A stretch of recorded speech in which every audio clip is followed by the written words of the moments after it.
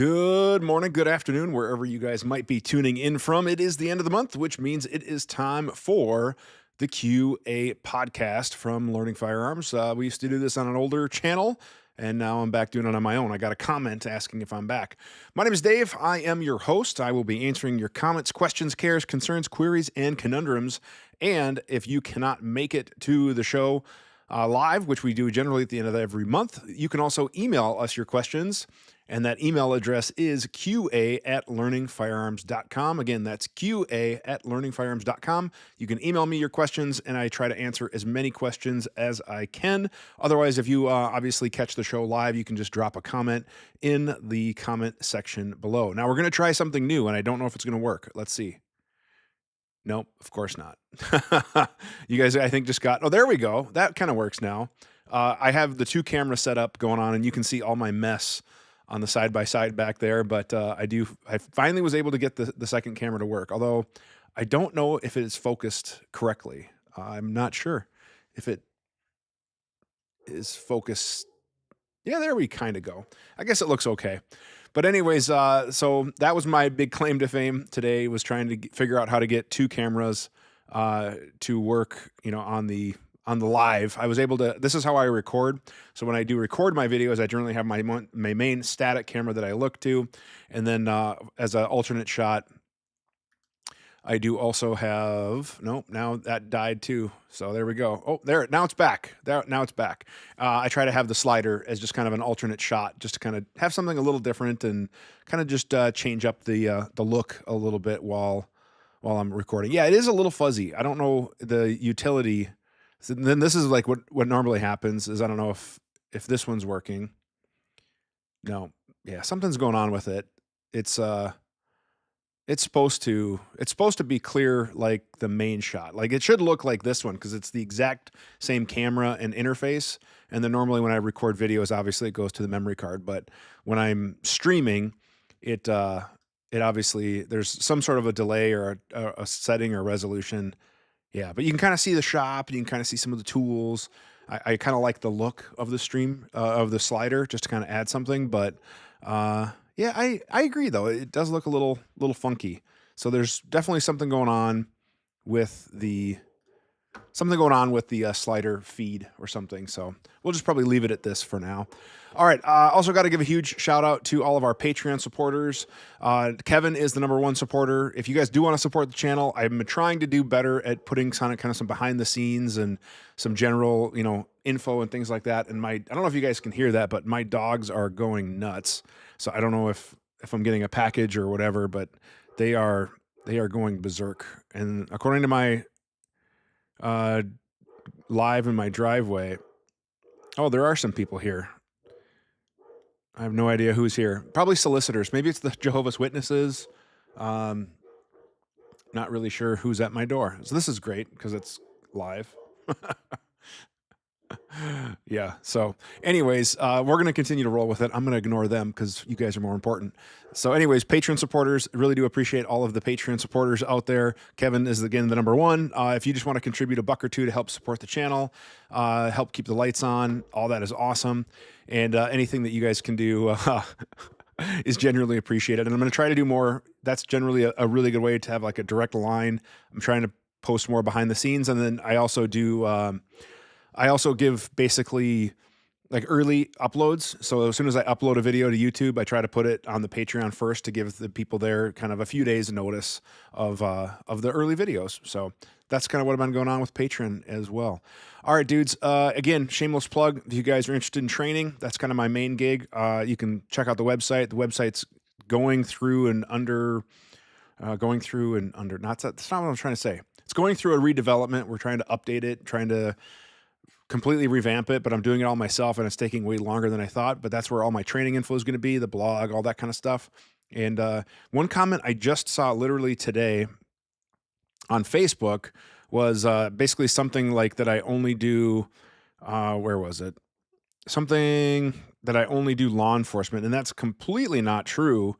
I do everybody. Like all you have to have is a range, a club, an organization, whatever, that you want to host a class, and I will come to you.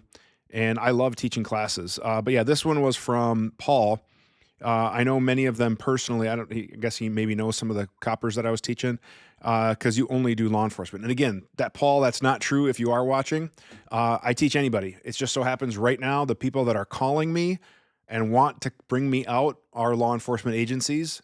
So that's where the demand is, and I have to go where the demand is. Right? I got bills to pay and mouths to feed.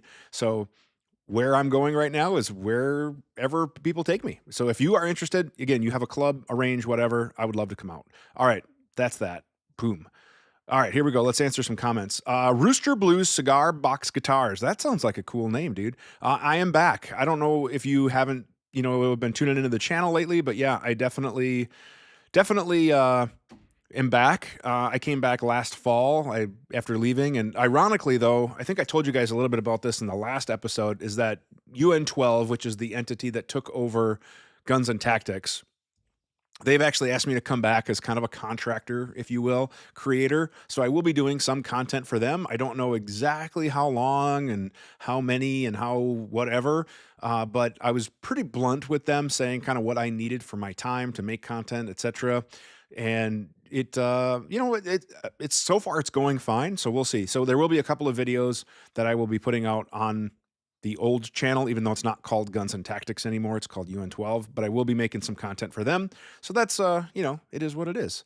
All right. And then I do have to give a huge shout out to Croak, who just became a member. Thank you very much. Croak, I got to be honest, I am not super familiar with what the member YouTube interface is like from your perspective. So if you have any feedback, let me know what that is. And again, yeah, I love this utility of like giving me a flash of like failure. And again, the slider, I don't know why it's so fuzzy and pixelated, but there's definitely something going on that's not as good as I would hope, but is what it is. So thanks again to Croak for becoming a member. I appreciate it. And yeah, there probably is a mom joke definitely in here as well, but I appreciate it. I'm not gonna lie, dudes, the numbers so far for the live stream are pretty slow, but that's sometimes what happens. I get it. It's kind of spring break and whatever else. So I am going to roll into the emails until we have more questions in the comment section, and then we'll just kind of keep rolling with it. Kevin, again, was the #1 question asker. I'm afraid to count how many questions you asked, Kevin, and I know I'm not going to be able to get them all. I think today alone we had 1, 2, 3, 4, 5, 6 emails, and some of those were even with multi-points or multi-questions. So yeah, one of the ones that did make me chuckle was, what do you do with the included Allen and Torx wrenches that come with miscellaneous accessories? And I throw those in the trash. That's literally what I do. All the included hex keys and whatever else, I think it's all like just trash stuff to me. I used to put it in a pile, and then I thought, oh, I'll give it away or I'll do whatever. I never use that stuff. I use all of the bits and things that I have on the bench, my different handles, my torque limiters. So all that stuff, I don't even bother with it. I chuck it. Same thing usually with thread locking compound. If it comes with individuals, I'll just throw it in a baggie, and sometimes I'll put it in a travel kit or I'll give it away because I generally buy my thread locker in bulk. And these little applicator caps, I thought these would be like the coolest thing. They're garbage. Unfortunately, Loctite, Henkel Adhesives Company, these things, I really wanted to like them, but 2 out of the 3 that I have leak. They don't work well. And the only one that doesn't is red. And that's probably because I just don't use red as often as I do 222 and 243. So these like applicator things for these 50 milliliter size bottles, I want them to be cool and work, but yeah, they suck. So I'm just going to go back to regular tops, but I just buy my Loctite by the 50 milliliter jug, and I just use that because I know I replace it every year and go from there. And I don't know how long some of that stuff's been sitting on the shelf, so I throw it away. And then, yeah, a lot of anti-government instructor theme this month, man. I don't know the backstory. I don't know the situation, but I don't know. Like, so I guess my thought was, you're a smart dude. You're an engineer. Have you thought about teaching your own armorer's courses? You said you were doing class the other day. You had some sort of a class. If you are really wanting to, share that knowledge of things that you've learned as an engineer and all that, like, come up with an armor development course or a, instructor development type course or whatever, and you kind of focus on some of the technical engineering stuff. Because again, like, some of your questions were, the dumb government instructors and they know it all and all this other stuff. Like, maybe you could put it to a good use and try to convert people or whatever. So something to consider there. And then, like, you were talking about the MHS and the ignorant government instructors that don't understand it. Again, teach them, because I will admit, some of the stuff that you ask, man, I've never heard of it either. I'm just a small town street cop that likes teaching people how to shoot and sharing knowledge. So again, some of the engineering stuff, I would love to learn more about it as well. So if you put on a class, let me know. Heck, I'll even be your first customer. I'll come down and we'll figure it out. All right. And then let's see here. What are some ways that police officers can protect themselves when their instructor is under the influence and command staff blocks cause for drug testing and prohibits video audio recording? Never heard of that scenario ever. So I got to know more context, because apparently this is a huge problem in your area where these government instructors are abusive and under the influence and whatever. And again, dude, I just don't see that. I never see it wherever I go around the country. I don't hear about it. I don't know if it's unique to Illinois or what, but again, man, I don't know. I just, in this day and age, with everybody looking to hold cops accountable and review boards and everything like that, I just find it really hard to believe that there's not resources in Illinois to deal with this level of corruption that you have. Maybe it's in the past, maybe it's whatever, but again, man, I just don't know. I don't know. All right. One question that I liked as well that kind of made me think of a good talking point was, what are some good practices to clean optics and then prepare them for use either on a handgun or long gun? Assume that the optics start out with some sort of abrasive gunk on them. And again, mostly from the factory, I don't see it with that gunk, whatever, but what I use is a camera lens blower because I can keep that in my range bag. You mentioned in the other part of your email that I got rid of my air compressor, and I did get rid of the big one. I used to have a big 80-gallon or something that I would use for my abrasive cabinet, and then I would also use it when I tried to do Cerakoting, and I realized I'm just not very good at Cerakoting, so I'm not even going to bother. So I got rid of the big air compressor. I do have basically a small blower type stuff for when I need to fill things with air or whatever, but I don't have a need for it a lot in general. So like the small, stuff that I'm able to use now works just fine. But I got rid of my big compressor because it just took up a bunch of room and I didn't really ever use it. But anyways, so a little lens blower works great. Obviously, you're correct. Make sure that you want to get rid of any abrasive stuff on there. The last thing you want to do is rub that into the lens and scratch it. So get rid of all of that. If you can't get it with the blower, you can use a lens brush. If you go to any camera shop, they're going to have a camera lens brush thing. And basically, it's a super soft brush that you could use to kind of sweep away any debris, sand, gunk, whatever. And then you could use a lens wipe, a microfiber cloth with a lens cleaning solution, clean that, make sure it's all good. And again, you don't want to scratch it. And then what I do is I treat all of my stuff while I'm using cat crap because I still have a lot of it. But the other stuff that I've used is called Z Cleaner. It's a newer brand that Walmart carries. And again, it appears to work fine. It's just an anti-fog solution that, just helps with fogging and things like that from when you go cold to hot, hot to cold, all that other stuff. So definitely not a bad way. I should probably do a video on like just general optics cleaning, and that'd be kind of cool. Let's see. I think I might have lost the slider camera. Yep. Yeah, it's dead. I just saw something kind of flash on it. So I think for live streams, we might just have to stick to the one. And it's a bummer too, because I actually paid for the premium Canon web utility software that's supposed to allow multiple inputs, but obviously it's not working as it should. So, all right, let's check back in with comments and then we'll hop back over to emails. And again, if you guys are just tuning in, this is the show where we answer all of your firearms and training questions. Plus, we're going to talk about industry stuff. And obviously, being that just recently it was 320 day, we got to talk about SIG 320. How do we not? And oh, wait, it ended. I'm sorry, dudes, but I think SIG and I have had kind of a troubled relationship in the past, but I gotta be honest, like their latest marketing post and everything, I don't know. I get it. They want to like double down and saying everything, but man, it's kind of weird how SIG is putting their foot in their mouth a little bit. Like, it is impossible for the gun to go off. Yet you had a recall. So it obviously was. And then Ben Steger just posted a video where he was able to manipulate from the rear. I can't remember what he was using, a punch or something, but he was able to show how the firing pin would go past the breech face without pressing the trigger. So there are some issues. And then plus, you just can't ignore video after video after video of guns that look like they are in the holster. Now, granted, we're looking at like 1990s gritty security cam footage for some of these, but it's pretty clear that the gun's in the holster. Now, did something get in the holster? Who knows, whatever. But man, you just can't ignore the theme of the 320. So it is crazy. It is absolutely crazy of what it is. So anyways, let's check back in with comments, and then we'll start answering more emails and stuff as well. And again, if you can't make the live show, go ahead and send us an email. All right, let's see here. Croak asks if I'm going to go to GunCon or Goals this year. Unfortunately, I don't know about either one just yet. TriggerCon is in the fall. If that show is still happening, I would like to go. Not sure what the future of that show looks like. Unfortunately, a lot of the staff, including myself, that were involved with the planning and leadership at TriggerCon are no longer with the organization. So I'm hoping, like, for them, like, good things. Obviously, the industry's hurting a little bit. Marketing budgets, shows in general. And obviously, that's a big challenge to put on a show.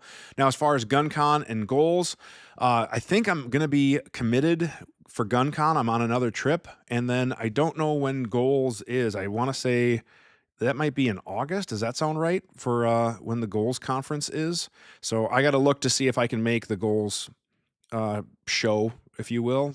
And don't type in Goals 2025, because then that just gets into all sorts of all sorts of like everything you need to do. Okay, Goals is August 9th and 10th, and that is a bad time for my family, so I don't know if I'll be able to make Goals or not. So it's a tough time that first week of August.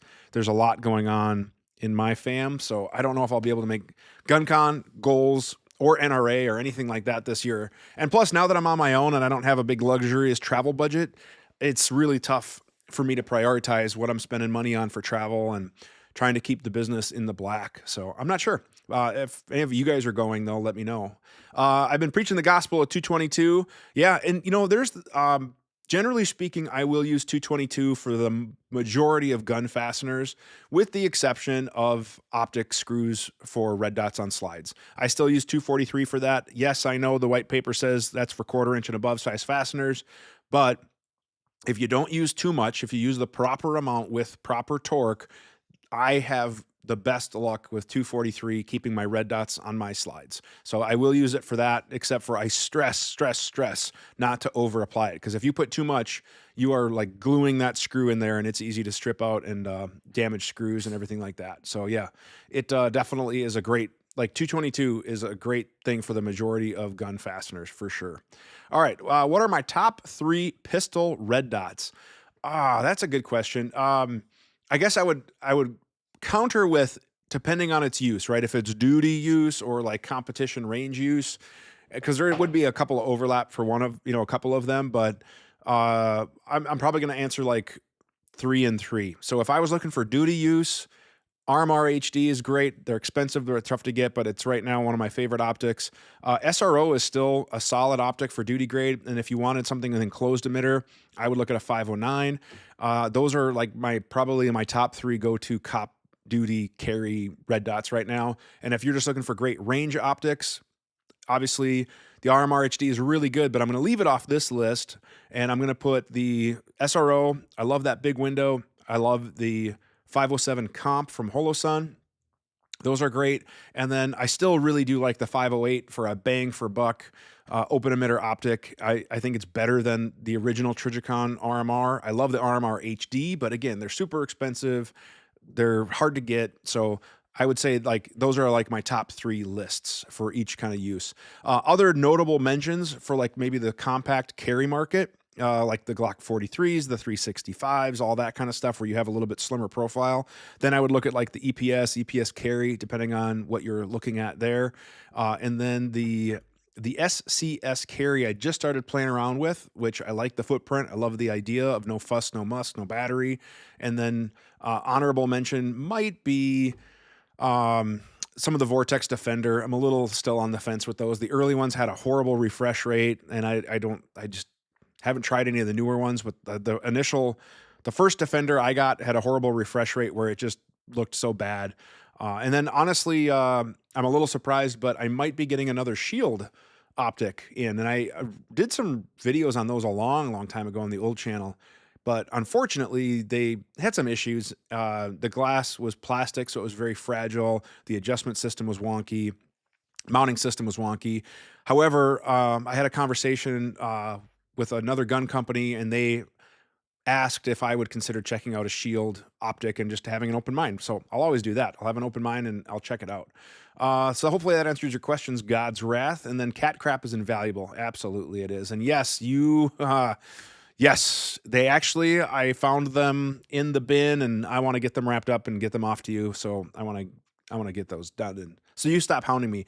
Funny thing is, I was actually thinking if you were going to comment today and make a monthly post, and then it's like weird to think that I blinked and a month has gone by and I still haven't touched your slides. So I know, I'm sorry, man. I got them here though.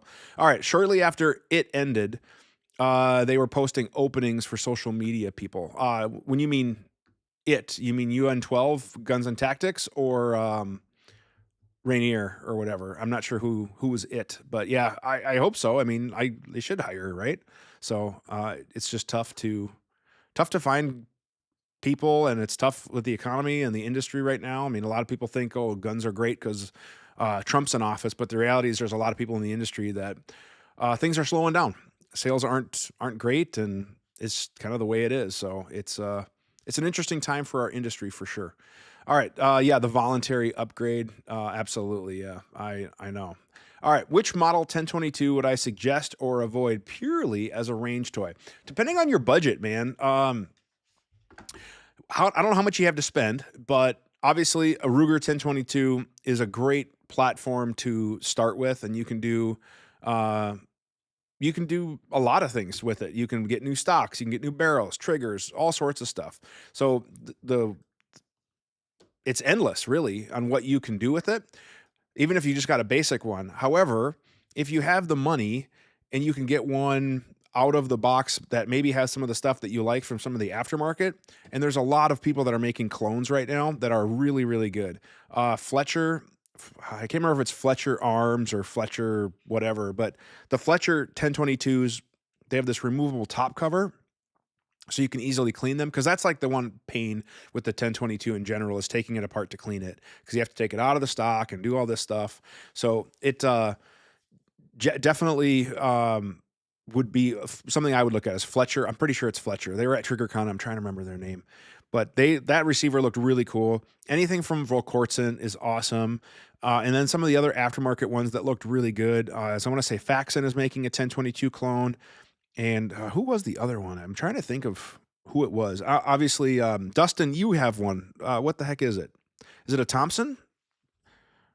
Yeah, it might be a Thompson. They are making their 1022 clone, which is actually a pretty good rifle. So a lot of cool stuff in the 1022 space. I think Ruger is starting to get better now that they are coming out with models with bull barrels and all that. But just get like whatever you can afford. And then I would put money into a trigger.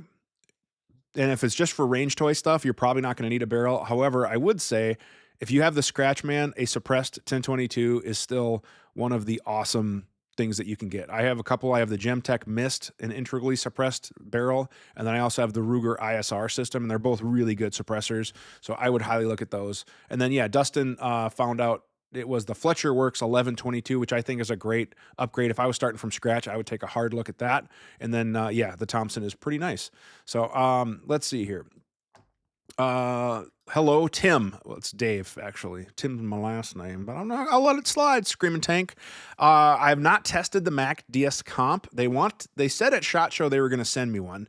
I got in touch with their marketing guy at the show, and he said he was going to send me one to check out, but I have not seen it. It does look like an affordable 2011. The other one that I'm supposed to be getting is the Alpha Foxtrot Romulus, I think it's called. All these names and models and everything, like it all kind of blends together. It's tough for me. I'm trying to sit up more straight so that way my neck isn't getting all strained. So sorry if I have to kind of adjust here. I'm trying to work on my posture here for you guys. But the Mac 9 DS Does look like a heck of a 2011 style 1911 double stack pistol for the money. Obviously, it's an imported, so do with that what you will. There's a lot of stuff that we use that's imported, but a lot of people, like, that's the first thing they point out on the internet is, well, it's Turkish. Yes, it is, dudes. There's a lot of Turkish stuff out there.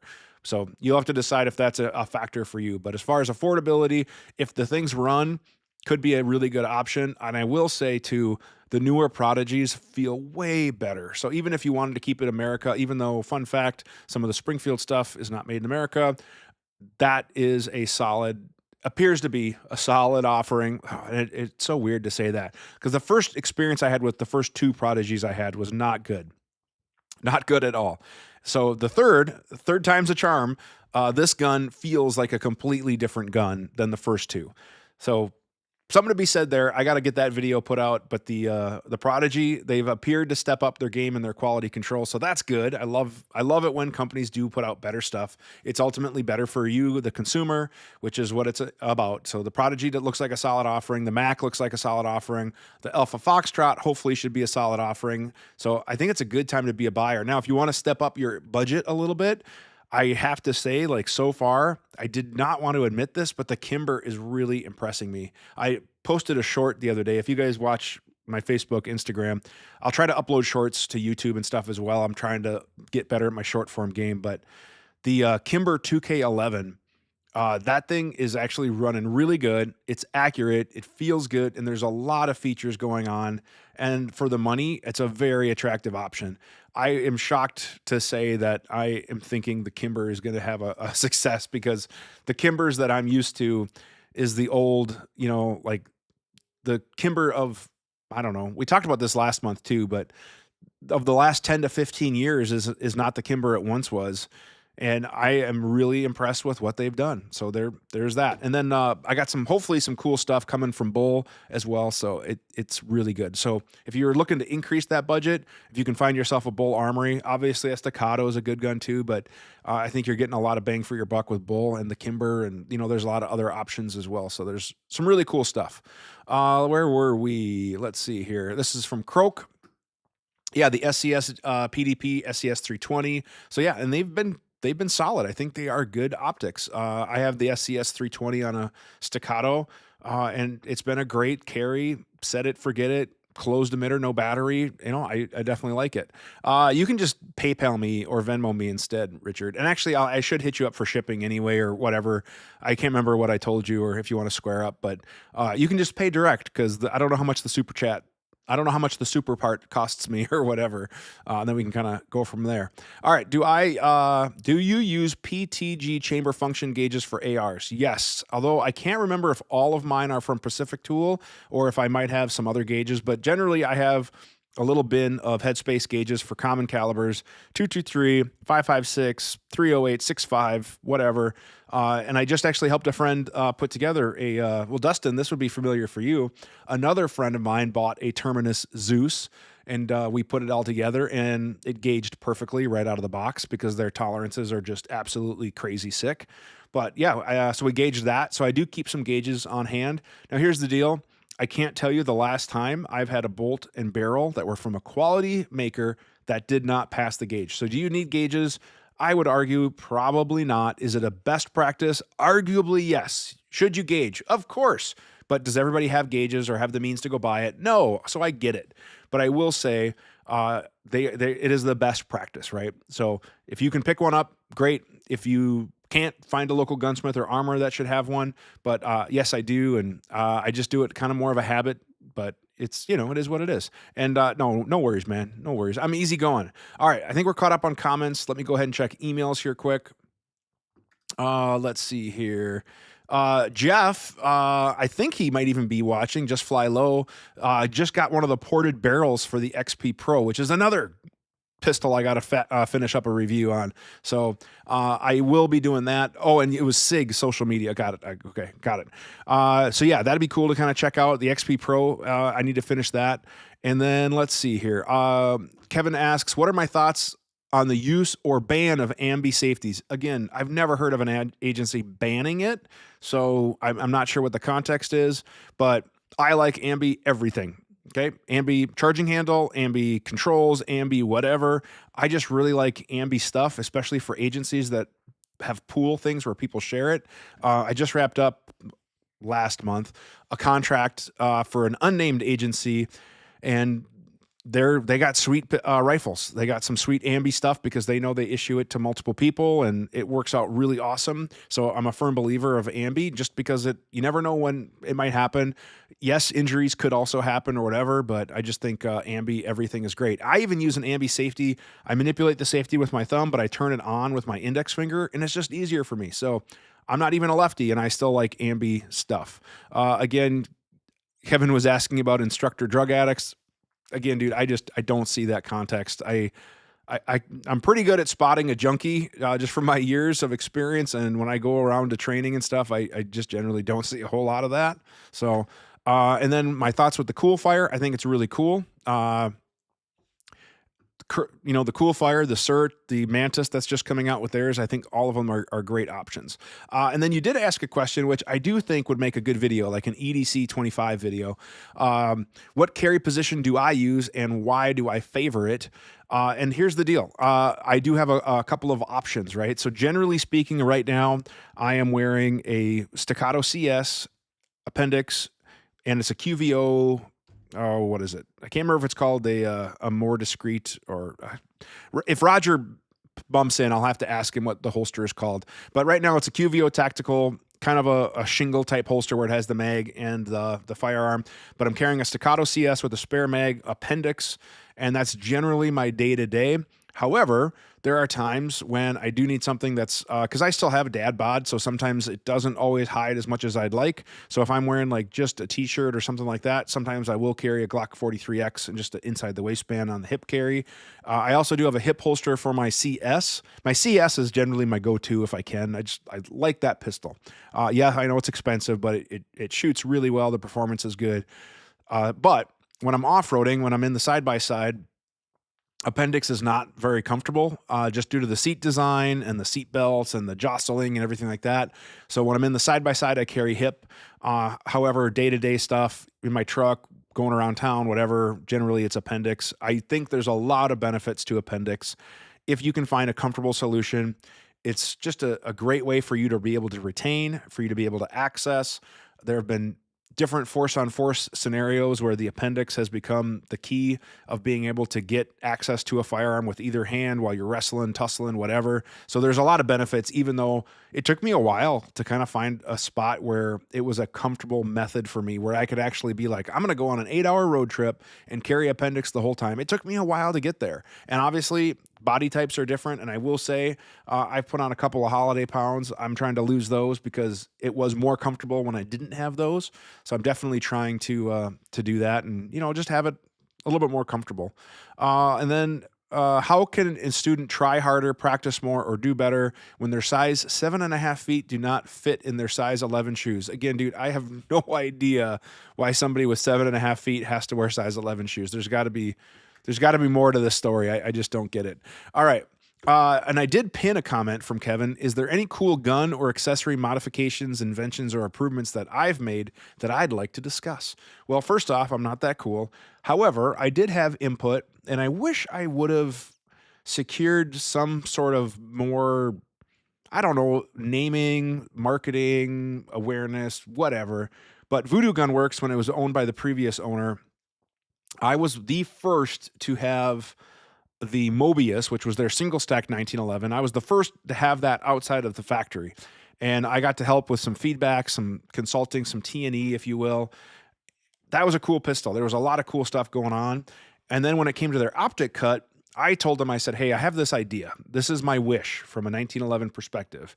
And we were literally on Zoom calls with the owner, the person who was in charge of their machine shop at the time, and the whole bar napkin, but in a digital, like literally I'm drawing it on my iPad, showing it, and we're zooming back and forth. I came up with a very significant idea of the pedestal mount of the RMR cut on what is now on the Voodoo Priest and the Voodoo Mobius, where it kind of flares up. I would like to take a lot of credit for that. It wasn't completely like I came up with the ideas and the sketches, and their engineers kind of came up with like the blueprints, and then they would send me a few slides to kind of test with different optics, because at the time I had an RMR HD on embargo, so they didn't have access to some of the products that they wanted to test it with. So I was able to, really kind of help develop that optic cut. And I think still it's one of the best optic cuts in the industry. And it's kind of a bummer because now Voodoo is owned by a new ownership. I don't have the relationship. Not only is the owners changed, the marketing staff has changed. So it is kind of a bummer that I had to give up my original demo pistol, and I had to buy my second pistol that I had on order that was supposed to be another update to the demo. So, and I don't know if I'll be able to keep it. That's the other part. Like, as I'm looking at like the business side of this and the financing, it's like, if I look at all the inventory and all the capital, you got to keep cash flow. So you got to keep stuff cycling. And if I want to keep getting other stuff to review and things like that, I might have to change the business model of, instead of collecting all the stuff, it might be buy it, review it, sell it, buy it, review it, sell it, or something like that. And, we'll see what happens. We'll see how the budget flows and everything like that. Obviously, if it's something I really love, I'll try to keep it, but that's kind of the reality with a business like this. I'm not cool enough now to get free stuff or ever, so it is what it is. And then Kevin, you asked something else about an instructor who wears a cowboy costume. I don't know what you're talking about. I'm not cool enough to be in the loop, so you'll have to let me know what it is going on there. All right, let's check back in with comments. Can't trust everyone's. Yeah, I know it. I get it, man. Quality control all across the board was kind of tough. The Terminus, yeah, machine magicians. I know it. I know it. They just make good stuff. If you guys, and I'm going to redo that video. I have to edit a few parts out due to the new community standards as far as like the manufacturing, but I'm going to update that video on the Terminus because, again, it's my favorite precision rifle action. There's just a lot of really good stuff going on there. With the popularity of 2011s, and now it seems the reliability there, what are my top 3 2011s for duty? Staccato P is still probably going to be on the top of the list. That's like the do-all from Staccato that you can, I love that. At one point I had 5 Staccato Ps. Now I'm down to 2 or 3. I'd have to double check. But I love them. They're just a great do-all. If you had to pick just one that does everything, that's a really, really good one to do it. So if you have the Scratch, the XC obviously shoots the flattest and softest, and they do have a duty version that has a little bit heavier of a trigger, but that's like a lot of coin, and it's tough to justify. So I would say, if you have the money, yes, that would be at the top of the list, right? But let's just keep it realistic. Top 3 for duty use, Staccato P. I don't have it HD yet, so I'm not putting that on the list. A lot of people are going to ask about that. I'm not cool enough to get early access or even access to Staccatos and stuff anymore. Supposedly, I'm getting a 4.5 sometime in March. Well, look how that turned out. So I get it. Smaller channel, smaller numbers, and plus they don't need any help selling, dude. They will sell every single one that they make. So it's not like they need help from gun tubers. That was like the buzz of SHOT Show. But I would like to eventually check out an HD because I do have some concerns over the grip and, other stuff or whatever. But that would be something to consider. So Staccato P would be my number 1 pick. Platypus would right be up there. And what I love about the Platypus is the Glock magazine reliability and the customization. You can get that thing however you want, whatever way you want it.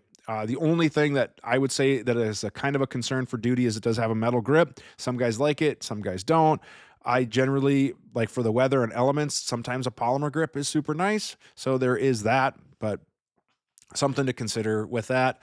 Another one that I would, so that would probably be my number 2. Number 3, might be Voodoo. They're Priest, but they're a little bit more, but they are coming out with their version of a polymer grip. They're calling it the carbon grip. I got to see that at SHOT Show. And then again, looping back to my previous relationship, I got to see very early drawings and prototypes and things like that of kind of ideas with that. So it was really cool to kind of see where it came. Otherwise, the thing is you can easily get an MJD grip, and MJD makes awesome polymer grips. But I would say the Voodoo is up there. That'd probably be my number 3 if you had a little higher budget. The Voodoo, they feel more like an Atlas, but yet they are not as Atlas money. Like the equivalent Atlas is going to be like $7K, and you can get a Voodoo for under $4. And again, the quality, it's close. I mean, it's up there. Like the Voodoos are super nice pistols. So Staccato P, just because of pricing, availability, backing, all that stuff.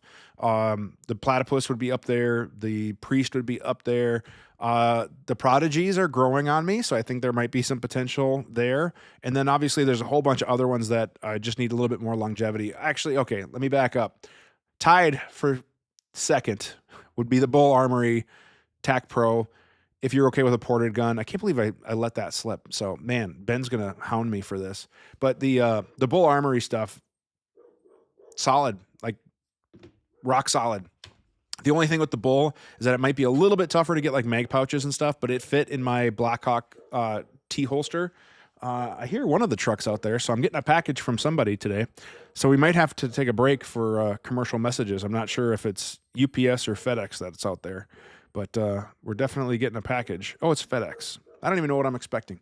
But anyways, yeah. So that's probably my top 3 for duty. Those would be on there. The Bull Armory is a solid option. And Bull is starting to increase their U.S. presence, and they're starting to realize that there's more people in LE and stuff that are interested in them. So that would be a good option. All right, budget 1911, sub K. Springfield, if you can find a Springfield operator, they should be close to that, and I would definitely check that out. As far as sub 1K, that would probably be the top of the list for that. The Ruger also is a really solid. I know they don't get as much credit as they deserve, but the Ruger made a good 1911 45. Savage just came out with one that's going to be in that price point, but I haven't checked it out, haven't played with it. I don't know what their pricing is. And then I'm trying to think of other sub ones. The Alpha Foxtrot, those ones might not be bad. I'm trying to keep an eye on the FedEx truck here to see exactly what I'm getting, because if it's something I go sign for, we might have to take a break, but we'll see. The joys, right? And then I wish I had like some elevator hold music or something, but I don't. And he hasn't come out of his truck yet. The joys of cameras. So those would probably be up there. Otherwise, you can always look used. Like there's a lot of really good stuff used that you'd be surprised what you can get for sub K. If you can find a used Dan Wesson makes awesome stuff. I wouldn't hesitate to get a Dan Wesson. I had a Specialist 45 that was a non-optic that I sold. And the only reason I sold it is because I knew they were coming out with an optics version. So I'm probably going to get a Dan Wesson optic Specialist at some point. And yeah, we'll kind of do that. Well, I got a big package. I don't know what my wife ordered from FedEx, but it's something outrageous. It's like the size of a picnic table, it looks like. So I don't know if a signature will be required. I hope not. But well, that's fun. Good times. Oh, it's a bookshelf. I forgot. We ordered a bookshelf for my daughter, so that's all it is. All right. Anyways, where were we? All right. Just ordered an HD and C with optics. Yeah, the LE discount is definitely good. Which HD did you order? Did you order the 4 or the 4.5? I will also say the C probably would deserve an honorable mention. I have a C with a full-size grip and a compact grip, and the C with the full-size grip, if I was doing plain clothes or something like that, where that aluminum grip, I might notice those few ounces.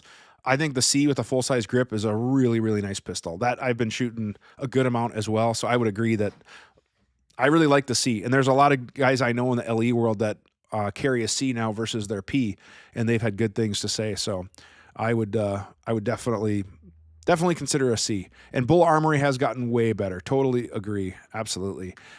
Dude, I don't know how I feel about SIGs anything right now. I have a Spear that's been holding up, but if you can catch a SIG on sale for under $1,000, I'd be interested to check it out, but it's just tough. Tough for me to trust big SIG these days.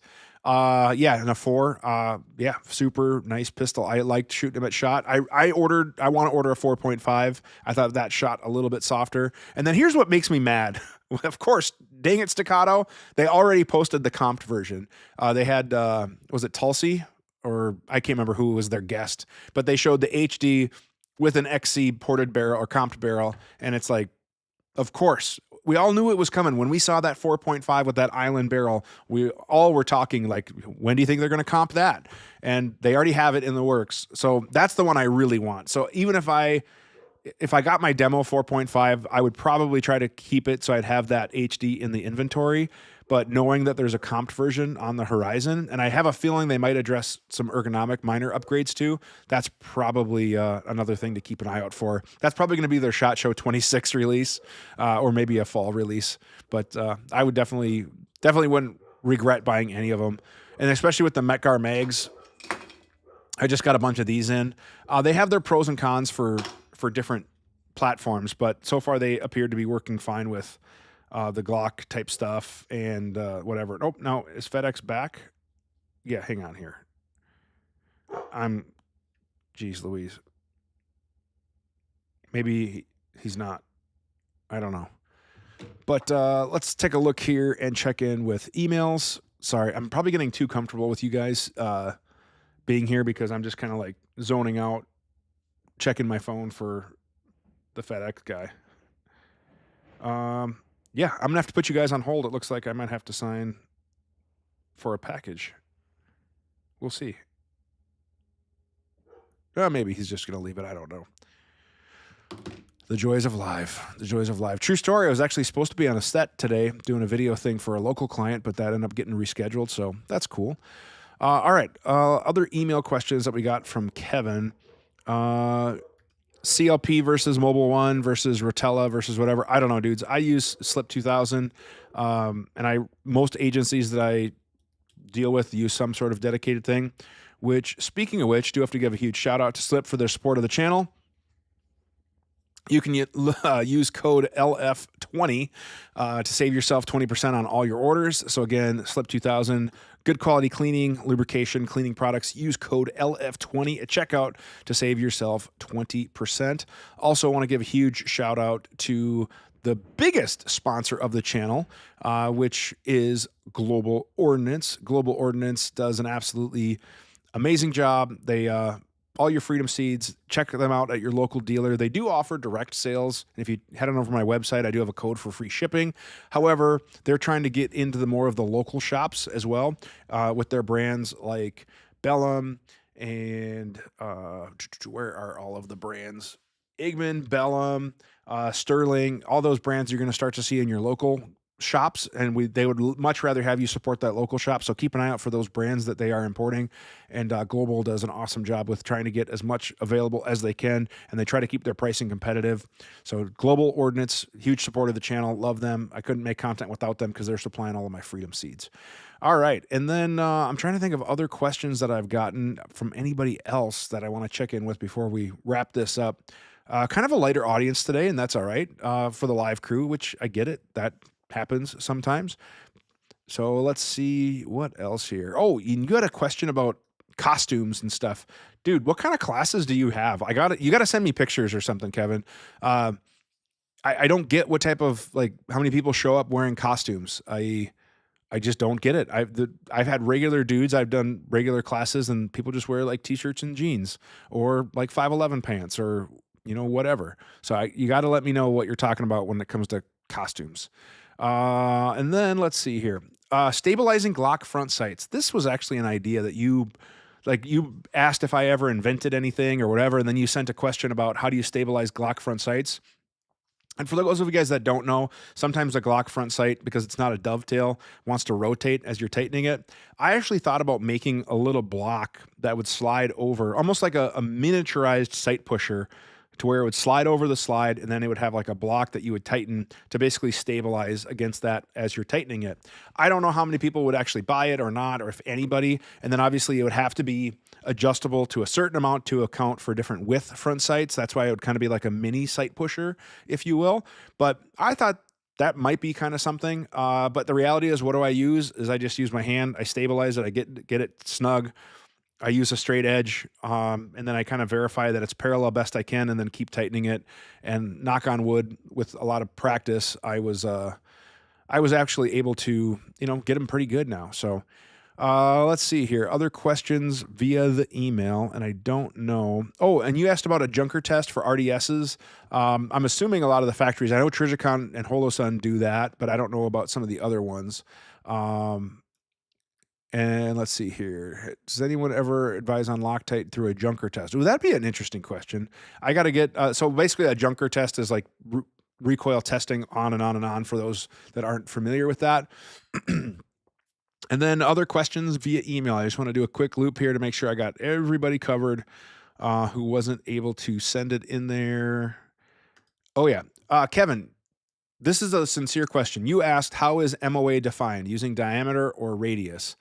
And the industry standard is diameter. So unless there's something I'm missing, and I don't know what arguments you've had, but again, I've gone to different precision rifle classes, matches, sniper class, whatever, and it never really appears to be a debate. So you said that, puts government instructors into fight or flight. Again, I've never seen that, dude. I've never seen that. So you got to like give me some context because it's crazy. And then you asked, like, what in the world does 1 MOA accurate rifle mean? And again, I don't know if you're trolling me here. I feel like you're trolling, but a rifle that's capable of shooting a 1 MOA or better group at 100 yards is like generally what I've seen. And there are a lot of rifles that do that. I mean, heck, we've even had ARs come out of the box that'll shoot under 1.047 inches at a hundo. But generally in the hunting world, 1 MOA is going to be with good ammo. That should print a 3 or 5 shot group, depending on how they test it in marketing, under 1.047 inches at 100 yards. So again, I feel like you're trolling me because I feel like that's kind of a common thing. But anyways, that's kind of all the questions via email. Okay, hang on. This was another one I pinned. This is a question for real. How often should, now when you say this is a question for real, but in some of your other questions you don't, I do feel like you might be trolling me sometimes. How often should a police officer or citizen carrier clean and properly lubricate their handgun they carry every day? That's a legit good question. And that would be a whole nother good video. Like maybe I do the EDC and then like cleaning your EDC, but anybody that carries inside the waist, inside whatever, you realize that your gun, your optic gets cruddy, dirty. There's lint, all sorts of stuff. So I think you should be looking at that probably at a good practice, at least looking at it every month and doing an inspection, and then cleaning it maybe every quarter, depending like that, or how often you shoot. And obviously if you go shoot it, which everybody should, even when I was, I don't know, I shoot every couple of weeks, if not every month, but I would say like for the average person, they should be hopefully getting to the range every quarter would be a goal, especially for an armed professional. But I know that doesn't happen in a lot of agencies. So yeah, that's a tough thing to, that's my soapbox. I wish people would train more, but that's kind of the thing there. So I would say you need to, at least do a basic wipe down every month, if not sooner, but you should be checking it, right? You should be looking at, what your condition of your equipment is and then doing kind of a wipe down. It doesn't need to be a full detail clean by any means, but that's kind of my advice there. And then how is someone supposed to verify their open functions after falling into the river, seawater? Again, is that a realistic thing? Do people go swimming with that? I don't know. I don't understand it. But yeah, if it gets submerged or gunked or whatever, there's going to be issues. And then, is there any need for molybdenum additives in firearms? The only place that I like moly stuff is on sear surfaces, like triggers. There are certain moly grease that I'll use. I can't remember what it's called, but on like an AR sear surface and on the Glock connector where it slides, moly works out really well for those applications because of the, I don't know, more about the jargon, but like the shearing, how it shears or something. That's what I like it for. And an engineer in another industry taught me that. So that's what I generally do. So that's, I think, all of Kevin's email questions. Let me switch back to the comments. And then I think we're probably going to wrap this one up. We're going on an hour and we've got, we got a couple dozen or so people watching, which is great. And then we'll get, usually we get, sometimes people ask like how many listens or whatever. And I got to loop back into the podcasting software, but between YouTube views and podcast downloads, I used to get, a few of the, few thousand every month, which was cool. And the JP lead grease. Yes, that's another stuff that I use as well that they include with their triggers. That stuff does work awesome. And it works good on connectors too. The JP lead grease for sure. All right. What brand of security cameras do I use? I am using Ring right now just because I like how Ring does everything. And this is not, I'm not sponsored or anything like that. I buy all my stuff, but I have Ring cameras, obviously the Ring doorbell, smoke alarms, motion detectors, water flood sensors, window sensors, motion sensors for the alarm system. So I just like how Ring all works as one, and I get the hosting and alarm monitoring for a reasonable fee, and that helps my homeowners and business insurance go down as well, that I have monitored alarm service. So I'm using Ring. I'm not saying it's like the best for everything, because there's certain things I think are quirky about it, but overall it works. It works really well. So I'm not going to switch at any point. Paul asks, if I'm teaching a completely new pistol shooter, start on a red dot or irons? Start on the red dot. There's just so much more information you'll get from the red dot that it's just tough to argue that there's an advantage with having somebody start on irons. If you have somebody who gets really good with a red dot and they have good fundamentals and they're getting that information, that feedback, adding iron sights into them is already way easier because they already have a really good natural presentation, acquisition, things like that. Transitioning to those irons is easy, whereas you have a lot of iron shooters who have these bad habits of like coming up, looking for the iron here, and then really kind of casting their presentation down to find the dot, and they struggle with that. So I would just shoot everybody right away on a dot, and then you can easily get back into irons, and then it's easier to, really kind of get focused, really kind of train target focus when you have that dot. So that'd be one thing. We should do a remote podcast. Yeah, absolutely. We should. And actually I'm trying to line up some guests. I actually had a phone call about another industry guest, who wasn't able to do that due to obligations, but it got me thinking about like even kind of setting a kit out where it would have maybe like a basic camera and a microphone, and then we could kind of stitch it all together. But this software that I'm using, I can actually record remote podcasts. I can just invite a guest. So if you had a decent microphone and camera, it's easy for us to do that. We could even do it live like we did back in the day with Josh from Holosun, which is on the list to try to get on the industry podcast. It's just a matter of time. All about time. All right. Come on, I appreciate the thumbs up. Thank you, Razor JB. If everybody give me a thumbs up, that'd be awesome. I do appreciate it. All right, what are your thoughts on Ammo Squared? I'm not familiar with it. Is that one of those services that you buy it and do whatever? If so, you should just go to Global or find dealers that carry Global, because obviously they are the biggest supporter of the channel. So I'm not familiar with what Ammo Squared is, though. If it's what I'm thinking of, is that where you like buy it, they store it for you, and they send it to you as you need it or whatever? If so, I would just buy it and store it myself. I don't like having anybody else store my stuff, because what if they go under? What if they get bankrupt? Whatever. Like sometimes all that stuff has happened. So, all right. Let's see here. How many FUDs just spit out their lukewarm Vultures? Yeah, exactly. Right. Iron sights first. Don't give them any of that fancy crap. Blah blah blah. Whatever. It's my opinion. If you have a different opinion, that's cool, but that's my opinion. All right, looking at getting the PRS. Is the MPA BA Promo Pro 2? Oh my gosh. If they really named it that, they got to really condense that. Yes, anything that Masterpiece would sell is quality. Seriously. MPA makes good stuff. The owner over there is really good. One of their staff marketing people, I don't know if she is still with them or not, but her and I used to shoot 3-gun together way back in the day. Jana is her name. She's a really good shooter and a really good person. So I would say anything that Masterpiece Arms is doing is going to be quality. It's just a matter if that's what you like. Some people like the feel of the chassis. I had a Masterpiece Arms, I can't remember what chassis it was called, but I really did like it. I really liked it. It was a very solid, robust chassis. However, at the time for me, I just still would always gravitate back towards the ergonomics of a stock. And that's just what I preferred. But I really did like that Masterpiece Arms chassis. So if they have a complete production, type gun or whatever, that would be awesome. So they make good stuff. The other chassis that I really do want to get and try out, because it kind of has like stock ergonomics, is the JAE Gen 4. The JAE 700 that Modular Driven Technologies, or MDT, has now, but I've always wanted one of those JAEs, and the MDT Gen 4 looked awesome at SHOT Show, so I definitely want one of those. Yes, it was a Matrix. Thank you, Dustin. I really did like the Matrix chassis. All right, and then let's see here. Other comment. Yeah, it's just a fad. I know it. Ammo seems to be a good revenue stream. Yeah, I guess I'll check it out, but I don't want to be a shill for anybody that I don't really believe in and use. Like the partnerships that I have now, it's with companies that I actually use their stuff. Like take Slip, for example. Dustin can attest to this, or Ike, or anybody else who's watching. I used to give out samples of Slip in my classes when I had to buy the samples of Slip.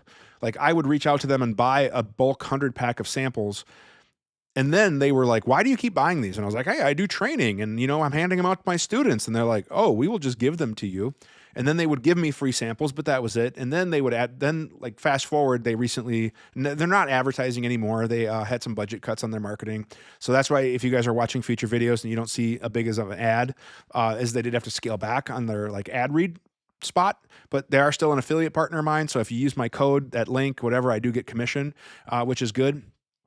But yeah, so Slip, I've been using Slip stuff for a long time. And I believe in their stuff. I use their stuff. That's why I was happy to partner with them. And true story, I had another gun lube company reach out to me recently and ask. They're like, hey, would you be interested in sponsorship? And they make good stuff. I'm not saying it's anything bad, but I like Slip better. And now even that Slip is kind of scaling back the sponsorship of the channel, I'm probably still not going to go with company B because I really use and endorse Slip. Even if they're not paying me, that's what I use. And I only really want to endorse and partner with companies and products that I really like. And I know I'm probably shooting myself in the revenue foot. So with Ammo Squared, I would have to really learn more about what they are. And I got to also say Global treats me amazing. Like they take such good care of me. It'd be really tough for me to probably find a better sponsor than Global. And plus I use a ton of their ammo and it works really awesome. So yeah. GunCon, we talked about this a little earlier. I don't think I'm going to be able to make GunCon this year. I think I'm going to be committed on something else that weekend. I want to say that's like in June, right? End of June, something like that. So I don't think I'll be able to make GunCon, unfortunately, which I had a good time last year. But I got to figure out travel stuff and figure out budget and all that. And then, yeah, Dustin can confirm he still has some samples. So let's see here. I have to poop. That's an awesome username. Razor Gen 3, 6-36, ATAC R. Ooh. Man, they're both awesome. They are both awesome. I would say I've heard really solid things. I have a 6-36, and it's an awesome scope. I have heard everybody who has an ATACR 7-35 loves it. They're very robust. They're reliable. So I don't think you'd go wrong with either one, really. I don't think you'd go wrong with either one. The glass, I felt like the glass might be a little warmer looking on the Vortex than the Night Force, but both of them are going to be super, super awesome. I would say this. An ATACR is on my list. The 7-35 is for sure on my list. If you have that kind of money, you're not gonna regret either one. The next precision rifle scope that I'm trying to get is actually the Collis 8-40, which stupid money. Like, why don't I have one? Because I don't got the money. But that's what I want. Like, I got to play with that at SHOT, and the field of view looks amazing. Plus, I like Collis glass. I think the 5-25 wasn't quite up to what they were used to compared to some of their other stuff, but the field of view is awesome. Their tracking is pretty good, reliable. They've tested really good. So again, Night Force or the Vortex, both are going to be awesome options. You're not going to go wrong with either one. I guess if I had to pick one, I might lean towards the Vortex.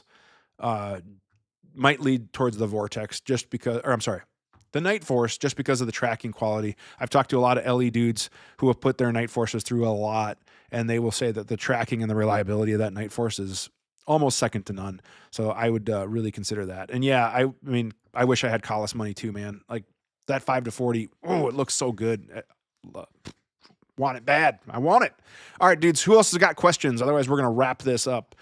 We've been going on an hour. And speaking of lukewarm Folgers, I have a cup of coffee that I forgot to grab before the podcast, so it's still on the coffee maker. What else do we have going on? I'm trying to think what else there really is. Oh, we talked about the SIG drama. We talked a little bit about that. So yeah. Let's see here. Yes. So I have actually thought about going back in. Actually, I'm trying. I did apply for an agency part-time. I doubt I will ever go back full-time. I just don't think that's an option. Plus, I don't want to work every nights and weekends and all that other stuff, because if I went back into it now, it'd be really tough. And honestly, I got to say, knock on wood, right now I'm not like struggling with if I can get a class a month. And right now I have some contract stuff coming up. And then with local video client work, knock on wood, things are good, right? And actually better than what they were with law enforcement. But it's tough. Like, I don't think I'll ever work full-time in the gun industry, like what I did, either like for marketing or whatever. Like maybe if I maybe if some company had a LE rep spot that had a training component in, I think that'd be kind of a cool gig. But for what they're paying for some of these industry jobs that I see posted, man, it's tough. Like it is really tough of what it's tough for what some of these industry jobs offer. And you know what LE makes, Richard, and you know what some of the industry jobs are. And you get these promises of, oh, the sky's the limit, or ownership, or commission and profit sharing and blah, blah, blah, blah, blah. And none of it ever comes happening, it's tough. So I, I would say, my eye on the prize for me is I would love to go back part-time, reactivate my license, which I've been keeping up for credits, and I still miss it. And I'd love to help out on the training side. But right now, like I am really happy being able to do a law enforcement class a month. So you should bring me out to your neck of the woods for a red dot instructor class. That'd be cool.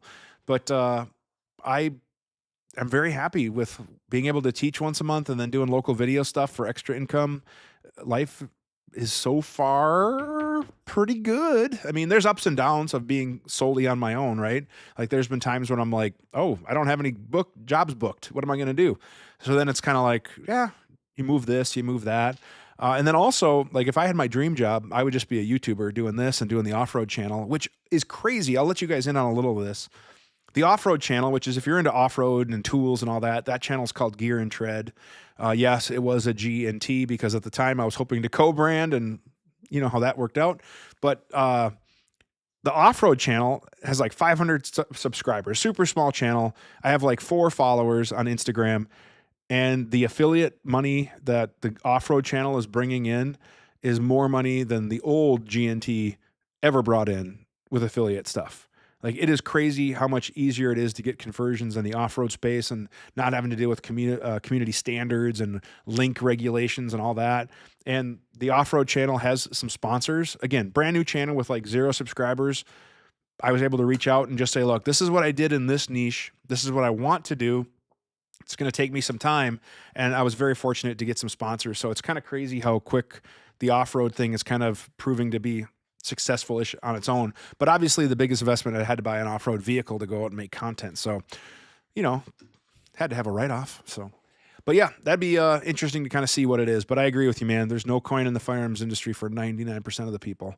But I don't think my wife would ever want me to go back full-time unless it was like a dedicated training role or some sort of admin role or something like that, which who knows? In my area, probably not going to happen. So I'd be happy with part-time, and I'd be happy still just doing training. Like I love going out to agencies and teaching. Like what really kind of humbles and blows me away is that I was a small town street cop for the vast majority of my career, right? The last 10 or so years, I was a night sergeant for a small town USA. And now I'm going to these agencies, and some of them are big metro agencies or statewide or regional SWAT conferences. And I'm teaching dudes stuff that I've learned along the way. And it just still blows me away that I have this opportunity. Like it's really cool. So shameless plug. I'll be teaching at Indiana SWAT conference. I believe that's like early May, first week of May. So I'll be teaching at the Indiana SWAT conference. I've taught at other SWAT conferences before. I'm trying to go to some of the other ones as well, just to get the name out there. And then I've done some pretty good size agency contracts where they've reached out to me and they were like, hey man, we want to bring you out and do an instructor development course or have a contract with a federal thing. And it's like, it works out really good. And teaching with the Gray Group and stuff helped, and they might have me come back and help teach some other stuff. But yeah, it's interesting to kind of see how things are going. So we'll see what happens. So anyways, this one is, had to buy a talent. Exactly. Had to buy a talent. And dude, if things really take off and I have some extra coin, for whatever reason, I do want a Jeep, but I keep hearing, like, if you think side-by-sides break down and stuff, I keep hearing issues about like Jeep electrical and, like a lot of guys in the Overland are like, it's always, I'm fixing this, I'm fixing that. So, yes, just joining in. Awesome, man. Thanks for joining in. I appreciate it. Looking for a first 2011 for CCW. Man, I would really, okay. First off, to answer your last question, the Palmettos, who knows? They might not even be out this year. They might not even be out next year with some of their concept. So I would put that off the table until they are actually in the wild and they're making stuff. Right now, I would say if you were looking for an EDC CCW gun, it is really tough to it is really tough to dismiss the Bull. I can't remember what they call their EDC model, or their like 3 something model. I think I've got one on the way. I've shot them at different shows, and judging on my experience with the Tech Pro, the Bull would definitely be one that I would consider. That Bull Armory 3 1/4 gun. I can't remember what they're calling it, but that would be a solid one. And then I do really like the Staccato C and CS for kind of those carry markets. So between those two, if you have the scratch, I don't think you'd be disappointed with either one. They're both good shooting, compact, high end guns, right? And the Kimber, they're a little one. I wouldn't want to shoot like thousands and thousands of rounds through it just because it's so small, but the thing's actually pretty cool. I'm going to do a video on that. That's almost like a pocket piece as well. But yeah, what do they call it? The ultralight, the UL. Thank you, Croak. I appreciate that. But yeah, the Bull stuff is really, really tough to beat. And yeah, Gear and Tread, man, I appreciate it. Thank you. I got another video on that one coming out about diesel heaters because I added a diesel heater to that. So if you're interested in the crossover, but I'm trying to do like keep things in the lane. Like on the old channel, I did some off-road stuff and it actually did really well. We got new subscribers. It was viewed well. It led to some relationships with like Honda. So that was really cool. However, I uploaded another off-road video and then the algorithm tanked it and the analytics were like, your viewers don't like this.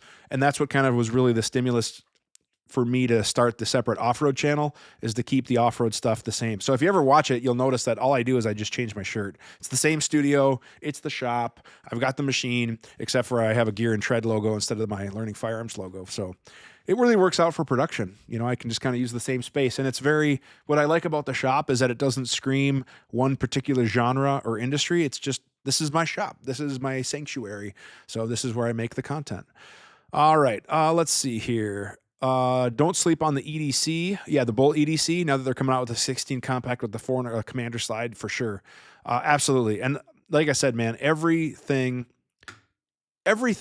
that Bull has come out with so far has impressed me, and I can't wait. Like, I've got fangirl status for the TAC comp that's coming out later this year, the comped and ported thing. That thing just shot like recoil delete. That might be able to take the XC. So far, I haven't found a gun that takes the XC. There's been some that are close, but that one might be it. So I want to shoot them side by side. That'll be like one of the first things I do. And did I ever get to meet anyone noteworthy when I collaborated with Honda? Yeah, actually, I got to meet some really cool channels. When I was at some of the Honda media events, I got to meet Wrangler Star. He was invited. I got to meet Stan the Dirt Monkey, who ironically is also from Minnesota.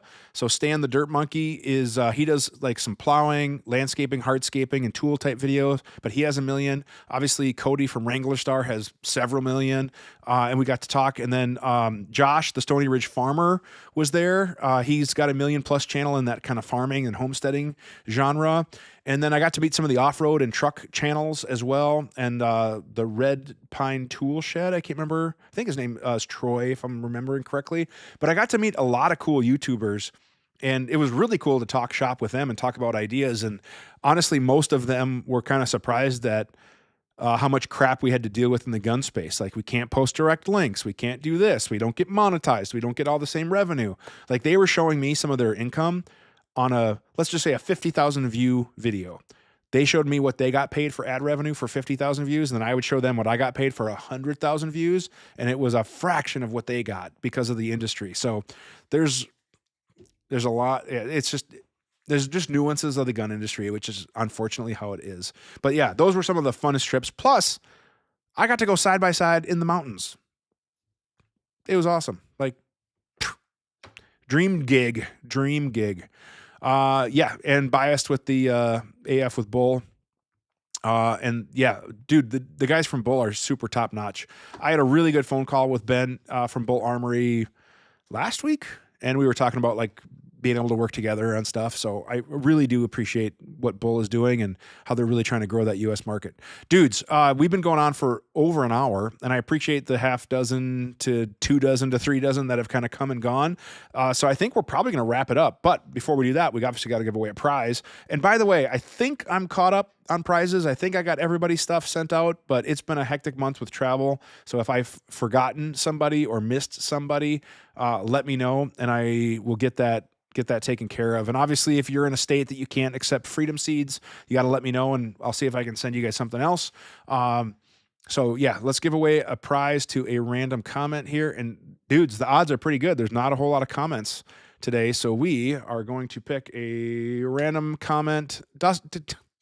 All right, Dustin, you won it again, but who are you going to give it to? If you're still watching, Dustin, I think you have won.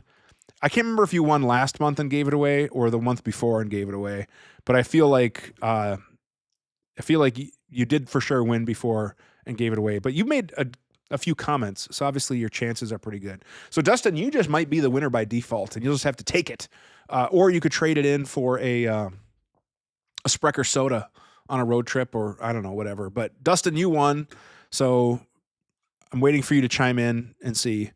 Okay, I have to poop gets it. So Dustin, again, deputizes I have to poop. So here's the deal, how it works, I have to poop. Go ahead, send me an email. You can send that email to the QA address, which is qa@learningfirearms.com. Send me your shipping info, all that other stuff. If you can include a quick screenshot showing your profile so I know it's actually you, that's awesome. And I'll send you out a prize courtesy of our sponsors, Global Ordnance, which is the biggest sport of the channel. Again, if you can't make the live show and you want to have your question, comment answered on the show, best way is to email us. That email address is qa@learningfirearms.com. You can email those questions. We save them for the end of the month show.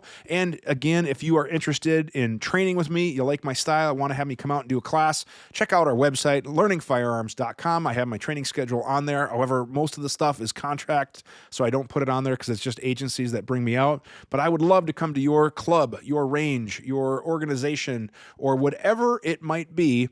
Boom. I'd love to make it happen. I have classes about long guns, pistols, instructor development, open enrollment, transition, whatever. I'd love to have you come and train with me, or I'd love to come and train with you is really what it is. And then, yeah. And then just fly low. Yes, you definitely need to comment more, but I can hook you up with some ammo when I see you. But yeah, I have to poop. You are the winner. So you definitely got to, hopefully you're seeing this, but maybe he bounced. I don't know. But you have 30 days to claim your prize. So hopefully he does that, and we'll go from there. All right, I'm going to take my thumbnail. Let me take my thumbnail. All right. All right, did I look at the camera that time? We'll see how I did. And then we'll probably wrap this one up. So, all right, dudes, I appreciate everybody watching. Thank you very much for watching, listening, wherever you get your podcasts, all that good stuff, YouTube. Have a great day.